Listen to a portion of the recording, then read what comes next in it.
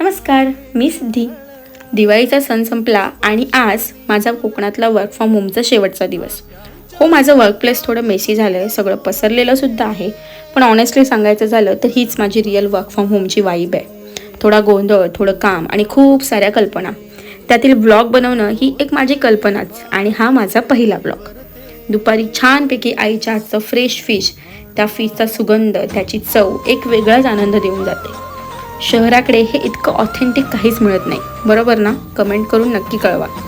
मग पुन्हा थोडं कामसुद्धा केलं, आईच्या हातचं छान चविष्ट जेवण केलं, पुन्हा काम केलं आणि मग मी संध्याकाळी आमच्या बागेत फिरायला बाहेर पडले.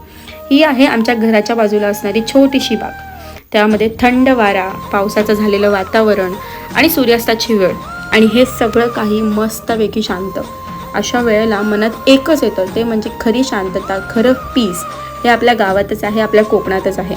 पण आता सणवार संपलेत आणि आता पुन्हा आपल्याला शहराकडे जाण्याची वेळ आली आहे. Back to traffic, back to deadlines. पण माझं व्लॉगिंग मी चालू ठेवेन. तुमच्या पण जीवावर आलं आहे का पुन्हा मुंबईला जाण्यासाठी? नक्की कमेंट करून कळवा आणि मला फॉलो करायला विसरू नका.